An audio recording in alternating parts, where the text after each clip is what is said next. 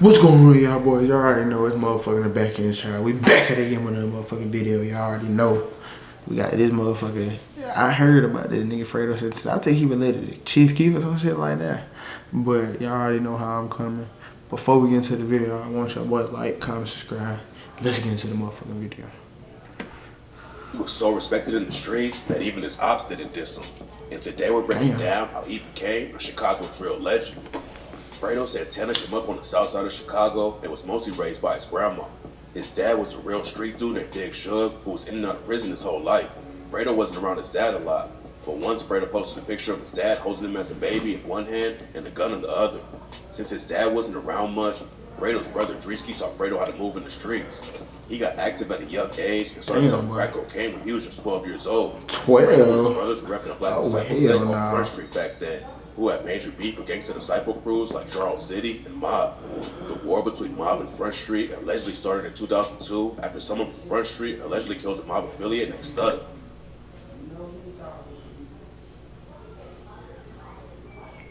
I just can't get over this shit. It's not clear exactly why they wanted Stutter gone, but it sparked a crazy back and forth war that left a lot of people dead on both sides. A year after Stutter died, Max from Front Street killed a dude from Mob named Vern. He mixed like a motherfucker, boy. He like Italian, black, all some other shit. Puerto Rican and black. He don't look just black, and allow your boy. readers to install it directly on their home. 75-year sentence for taking him out. Mob clapped back and allegedly killed a dude named Emo from Front Street. Then Chief Keef's cousin Blood Money slid on them and killed a dude named Limo. Fredo and his homies were based in the Calumet buildings, and Fredo was holding down the block before he was even a teenager. Beanie Sigel was one of Jay-Z's biggest artists on Rockefeller Records back in the day. Damn. By the time Fredo was coming up in the streets, Beanie had already been in the game for years and worked with some of the hottest rappers alive. But before the fame, Beanie was a real street dude. And even after he blew up in the industry, Beanie liked to chill in the hood. He told a story about going back to Chicago to kick it with his homie, and how the first time Beanie met Fredo was in the Calumet buildings where Fredo was posted up with a rifle. Fredo was still only around 12 at the time, but he was definitely ready for smoke. That was also the year he caught his first charge. Yeah. Fredo didn't stay out in the streets. He was selling cocaine at 12. He ready for all the war. By the time he got out on probation, Fredo knew he was done with school. So he dropped out and started rapping and getting deeper into the trenches. Fredo probably would have had a good career no matter what, but his cousin becoming the biggest drill artist in Chicago definitely helped. Chief Keef was Fredo's blood cousin. Fredo was 5 years older than Keef and taught him everything he knew about the streets. And Keef paid it back by helping Fredo wire his raps. Keef had been rapping since he was 5 years old. Damn, so he been putting in work. So by the time he started taking music seriously, he already had a ton of experience. Back in 2010, Fredo ended up behind bars again. While he was locked up, Chief Keef was shooting his first music videos and building a little buzz in Chicago, and Fredo knew he had crazy potential from the jump. When Fredo came home, he decided to start managing his cousin, and that's when everything changed for him. Oh, so he really just put him on. Dropped his mixtapes, The Glory Road, and Bang, and they were picking up a lot of momentum in Chicago. Keef had to chill out for a minute after he was placed on house arrest for shooting a gun from his whip, but getting locked down didn't stop the hustle. Keef started posting videos on YouTube, and that's when he dropped the track, I Don't Like. I Don't Like is the reason Chicago drill took over the rap game. It blew up. Hell yeah. That drill shit fucking, that shit hit hard in a motherfucker, boy. Y'all boy know about that drill movement, but that shit hit hard, boy. That shit hit in the paint, boy. I was in it all night. Fredo in the cut, that's a scary sight. You not with the shits, you can die tonight. Fredo in the cut, that's a scary sight. With such a Lord Reese, all them niggas in this video. First mixtape, it's a scary damn, Vaughn really wasn't around, boy. Sosa that boy was locked up. Boys Entertainment and wanted to level up and sign all of their homies on the label.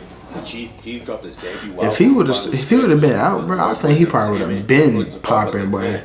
I ain't gonna lie, cause he was hitting so hard so fast. Imagine he would have started in 2014. He didn't go to jail when he locked up and that.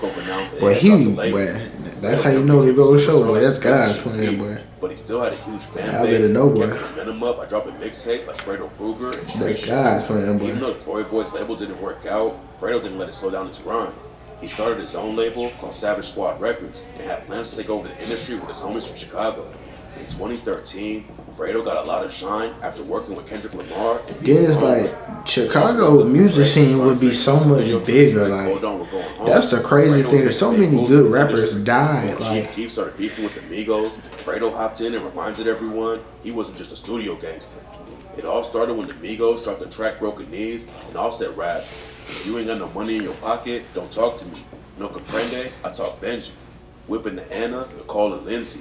No off days, everyday payday.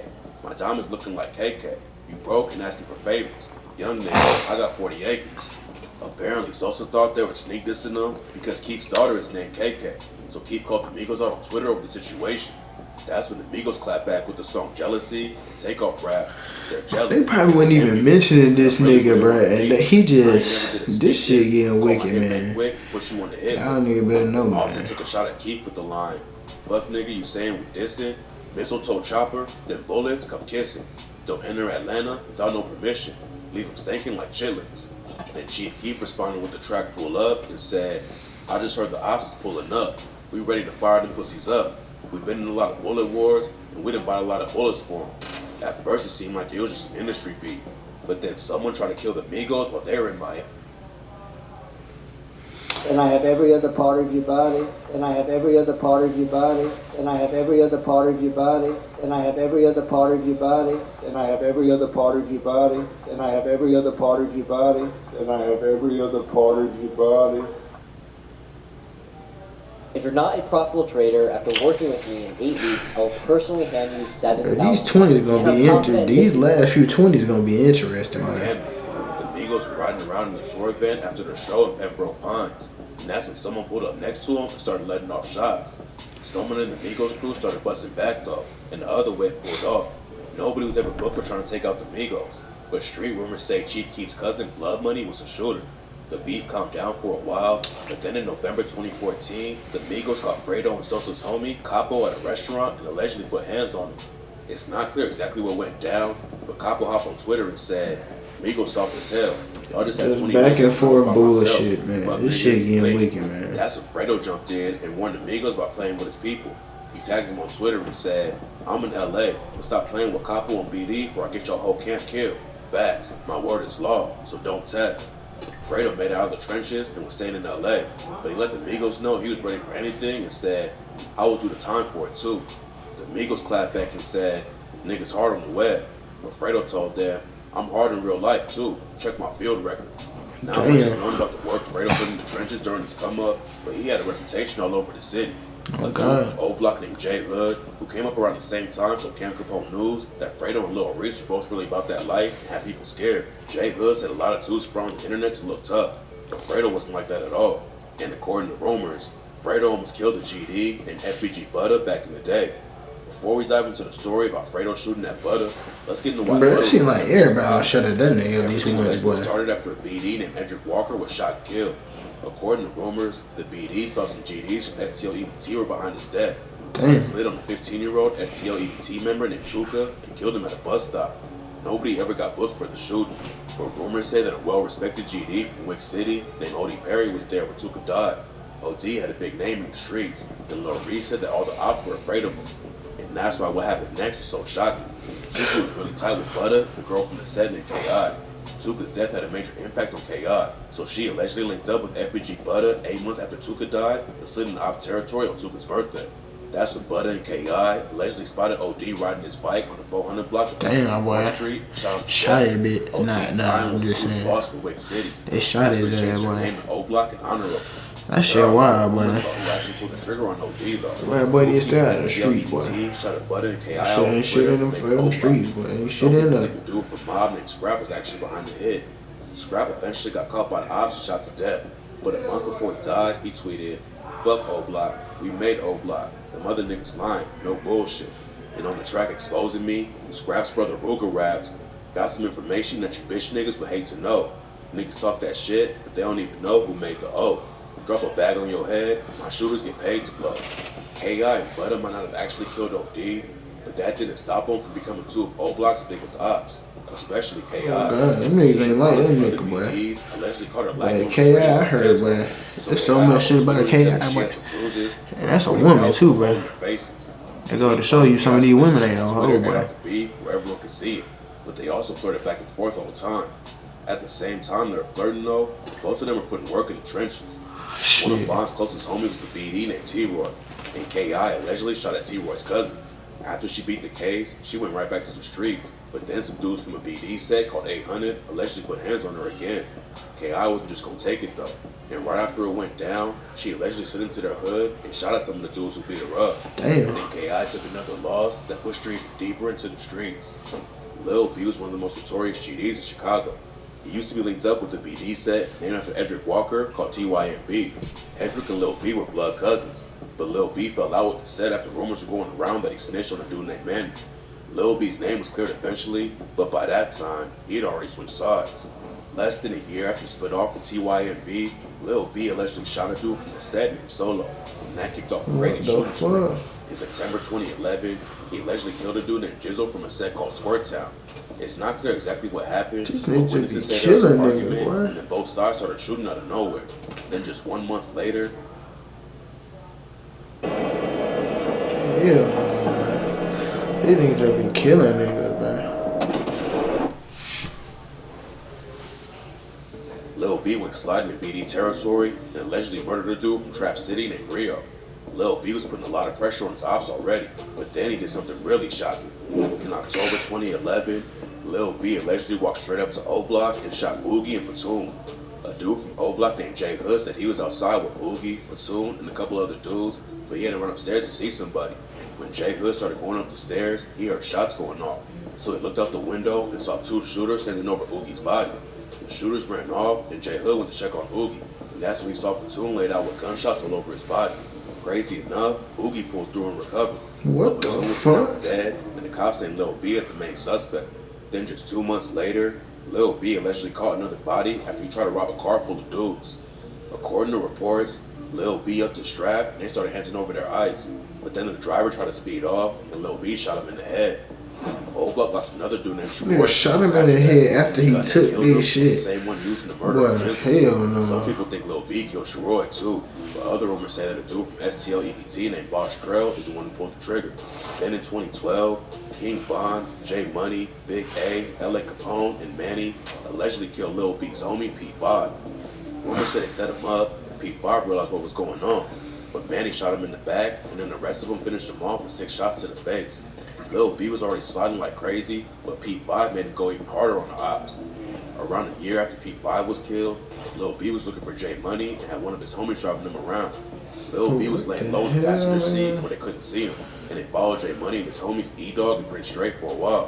When J Money stopped at a laundromat, Lil B's homie dropped him off down the block, and Lil B started creeping around through the alleys. He popped out while J Money was loading his laundry and started letting off shots. J Money got hit and fell down, but he tried to get back up and escape. Lil B wasn't gonna let him get away though, he kept letting off shots. He hit J Money in the chest and forehead, and J Money was tragically already dead by the time The paramedics fuck, went to bro? the scene. This Lil nigga B was a one of fucking the BDs, fatality, these They were the niggas, ones who bro. ended up taking him out. This In nigga March ain't 2014, playing, bro. The cops allegedly caught Lil B making a drug What deal the and tried to fuck, arrest him. man? He took off running, but they cornered him in an alleyway and shot him 7 times in the back. Losing Lil B was a major blow to K.I., and she allegedly took her pain to the trenches and killed one of Fredo's closest homies just a month later. In April 2014, Blood Money was chilling outside of his house on the 5600 block of South Elizabeth Street when someone rolled through and started letting off shots. Blood Money had just come back to Chicago after signing a record deal with Interscope out in LA, and his death was a huge shock to everyone. There are a lot of rumors about who actually killed Blood Money, but if K.I. was really the shooter, it didn't take the BDs long to get revenge. One day after Blood Money was killed, King Von found FBG Butter and K.I. walking down the street and shot both of them. K.I. had dropped their location on Twitter right before the shooting happened, and that's allegedly how Von tracked him down. For years, nobody knew who actually killed K.I., but Von was always a suspect. He allegedly even raps about it on the track War With Us and said, "Knock all that meat out your fucking taco. Hollow tip spinning like Cyclones. FaceTime a nigga like iPhone. Put a pretty op bitch in the morgue. Call that bitch Drop Dead Gorgeous. Damn, I'm heartless. Bitch, you can call me the Tin Man." FBG Butter used to deny that Von was a shooter, but during FBG Duck's murder trial, Butter took the stand and admitted that Von is the one who killed K.I. He told Camp Capone News that he's finally telling the truth because Von is dead now, so it doesn't matter. Butter wanted to take Bond out himself instead of getting him locked up on a murder case. But he can't do that now, so he might as well tell the real story. Bond isn't the only one who tried to kill Butter though. According to a dude named FYB J-Man, Fredo caught Butter outside one day and started shooting at him. So if Fredo really wanted to put pressure on the Migos, it could have ended badly for him. But luckily they squashed their beef with Chief Keef before the situation got anyone killed. Around the same time Keef was having drama with the Migos, there was also beef between him and a lot of homies back in Chicago. Back in the day, Keef and Fredo's GBE crew clicked up heavy with Lil Durk's OTF movement. They were basically all the same group back then and were doing shows and making music together. But they weren't just linked up for the industry though. All of them repped the BDs and really came from the trenches. Lil Reese really started to blow up after Keef dropped I Don't Like, but Reese was really putting in work with Lil Durk back in the day. FBG Butter had an interview with DJ UTV and talked about the time him and 3 of his homies all got shot at the same time. Me, Tochi, Rare, Fujaro, we all got shot that night. Durk and Reese both got booked for the shooting. Even though the charges were all dropped, Reese pretty much confirmed shooting that Oh, your homies getting shot on the same day. They know what's up. I done seen some niggas on this bitch on the pop before. Even after Durk, Keef, Fredo, and Reese were all blown up in the rap game, they still had one foot in the trenches. And in 2013, Durk got booked on a gun charge and was held on a 100K bond. Almost everyone in OTF and GBE showed him support on Twitter. But Keef never said anything about the case and just tweeted OTG, hashtag only the glow. According to rumors, Durk needed help getting 10K to bond out on the gun charge, but Chief Keef didn't want to help him. Durk sat in jail for a month before he could get the money together, and that's when he took a shot at Sosa by tweeting a reference to his first day out freestyle and saying, "I'm back, bitch. Yeah, I'm back, bitch. Did you miss me? Or you ain't care, bitch? I'm free." Then the beef started getting more serious. Durk went on a massive rant airing Sosa out, but first he shot a Reese and Fredo out for not being fake. He took a lot of shots at Keef and said Keef would already be dead if he wasn't linked to 300, then banned Sosa from the hood. Keef clapped back and bragged about just buying a new 4-wheeler for 10K, which was exactly how much Durk needed to bond out. Sosa also allegedly let a BD and Trey 5 sit in jail instead of helping him bond out. Trey allegedly put in a lot of work for the crew. That shit crazy. Either you gonna help your hood do stupid shit, so Keef not or giving you gonna be hated by your hood. So it don't even really matter either way. At first it was just Durk and Keef sending shots on social media. Then the situation got way more real. A huge fight broke out between the OTF and GBE. Either way, you gonna be going something. You gonna have to hear, bro. After it went down, a dude affiliated with King Louis named Brum started telling everyone that Lil Reese choked Durk at the club that night because Ballo Shane got snatched. I been knew you was going on with her. I was right there when you choked Durk, nigga. You telling me I don't know what's going on. The story shocked a lot of people because everyone knew how tight Durk and Reese were. A lot of people think Durk is the real reason the war in Chicago between the BDs and GDs really started popping off, and Reese allegedly caught one of the first bodies. Lil Durk comes from a BD set called Lamron, and back in the day they were beefing heavily with a crew called No Love City. No Love allegedly killed Durk's homie Lil Mo back in 2009, and Durk took a shot at them on the track R.I.P. Lil Mo and rapped, "Niggas talking crazy like Durk ain't about nothing, and you know what's funny as fuck, bro? People don't really know how long Lil Durk been rapping. Lil Durk been rapping for a while, bro. I just noticed that shit. Lil Durk been rapping for a minute, bro. 40 cal in my pants. Run up on one of I us. think Durk got at least a good 10 years in this Lamron shit, allegedly bro. clapped back in the streets too and took out 2 No Love affiliates back to back. Lamron had a lot of beef with Brick Squad too. And in 2011, Durk's homie Tasky was allegedly killed by Brick Squad members. That's when Durk dropped the track L's Anthem and changed everything. He took shots at Brick Squad and their homies Woogle World and rap. Online, I'm back. Immerses you in a universe with thousands of stars. Rap. Brick Squad, I said fuck him. Woogle World with him, so fuck him. I'm in these streets, no ducking. Durk used to go to school with some Brick Squad dudes like Lil JoJo. Didn't have any personal beef with them. But after L's Anthem dropped, Lil JoJo decided to hop in the booth and respond. JoJo wasn't even a rapper, but after he heard the diss track, JoJo knew he had to clap back. He didn't really want to rap until he heard Lil Durk song that L's Anthem. Man, he went crazy. He ain't like that. He said, you heard that, bro? Hell no, we finna go crazy. That's it. First he made the BDK because he felt like basically the man dissed us on the national record, on the radio, you know what I'm saying? So he wanted to diss them on the largest scale possible. Back then, it was normal to diss ops and rival sets, but Lil JoJo changed Chicago forever when he dropped the track BDK. Instead of just going after Lamron and the crews that were clicked up with, Lil JoJo took shots at every black disciple in the whole city. Chief Keef hopped off with his track 300 where he raps, bullets hot like the sun, nigga. She like Sosa, I'm a big fan. Bitch, I'm leaning like a kickstand. I'm high, I'm smoking ganja. Fuck a Tuka gang, bitch, I'm 300. So Lil Jojo responded by taking shots at 300 and every other BD in the city with the line. These niggas claim 300, but we BDK. BDK, yeah, bitch, we BDK. We stacking, bitch, so you know we cracking trays. Damn. Then Jojo sent a shot directly at Dirk and raps. Fuck trying to wife a bitch, they out here stretching. Dirk say, fuck Brick Squad, so I can't wait to catch him. Squeeze his fucking 40, now they got him on the stretcher.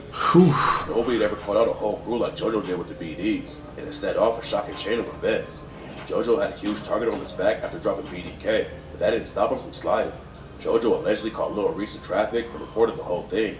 Then Jojo clowned Reese on Twitter over the situation. Rumors say that Reese or somebody else tried to kill Jojo right after that, but Jojo just hopped on Twitter again and clowned whoever shot at him. Reese and Jojo went back and forth a lot on Twitter, but then they saw each other again in person. Didn't that nigga say he had a gun on him? Jojo went home and started clowning Reese some more on Twitter, but nobody had any idea that was going to be his last day alive. Later that night, Jojo tweeted his location and said he was on 069. And just a few hours later, someone rolled up and shot him to death. Damn. The next day, Reese did Jojo Shot on Twitter that and nigga said, death? damn, I just woke up to the Jojo shit. Fuck him. And Sosa tweeted, it's sad because that nigga Jojo wanted to be just like us. It said, I know the real Brick Squad, hashtag 300.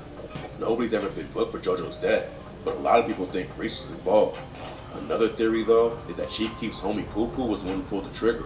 Rumors say Poo Poo was one of the main shooters in the crew, and Sosa gave him a shout out on the track War when he rapped, all these damn frenemies, I'm gonna call up Poo Poo, man. I got niggas in these streets, they fuck around and do you, man. I'm rich, hallelujah, man. Still got my toolie, man. Fuck with me, I fuck around and screw your mans. Then on the track, what I claim, he said, Young Money, no 5-1. Lamron, 4-6 shit, sending shots at 051. I'm on it now with Poo Poo, and yes, he will shoot you. Pop pills and shooting niggas, swear I'm going Poo Poo. Then when someone on Twitter asked Sosa who Poo Poo was, he said that he's 069, which is where Lil Jojo died. It's not clear who really killed Jojo, but Dirk and Keith were both putting pressure on Ops and they've been homies for years. A lot of people still believe the rumor about Reese choking Dirk, but Reese told Cam Capone News, That shit false. That shit came from a hating ass op. That shit fake. Fuck. Never. on the track Rumors, Dirk raps about the situation and said, what you know about popping out and trying to hit their face first? They're like, Smirk, your ass be tripping. Better put your case first. Choking who? I heard them rumors. Niggas better play slow. I don't want no niggas who you catch. I want the one I paid for. Reese might have never put hands on Dirk, but the situation with Sosa and OTF dudes was about to get even crazy. Boss Top, OJ, and a few other dudes from OTF broke into a crib that Sosa and his manager were renting and raided the place. Keith allegedly showed up while it was going down, and that's when Boss Top snatched his chain. Fredo was caught up in the middle of all the beef since he was cool with everyone. He was always the oldest one in the crew that everyone looked up to, and he was never talking crazy online or sparking beef for no reason. Sosa was his blood cousin, and it would have been easy for Fredo to just hop on his side and cut everyone else off. But instead, Fredo handled it differently and just stayed out of all the beef. And Boss Top told DJ Vlad, when me and Keith had our differences, folks never really got in that shit, and I respected that shit. He's man of his business. He still a holler at me. He had to talk to me. Yeah, what the fuck? And then he still be texting me, still FaceTime. He was rapping. Starting today, anyone can monetize with ads. As part of the all-new Beehive ad network, thousands of... About it. Juice WRLD said that he was inspired by Future to start sipping lean when he was a kid. This shit don't got, bro, get to it. Listen here, bro. Yeah. That's the end of the video. That shit ain't hit. They was going on top. What the fuck does Juice WRLD got to do with this nigga? But anyways, I hope y'all boy liked the video. I hope y'all like, comment, subscribe. We'll catch y'all boys on the motherfucking flip side.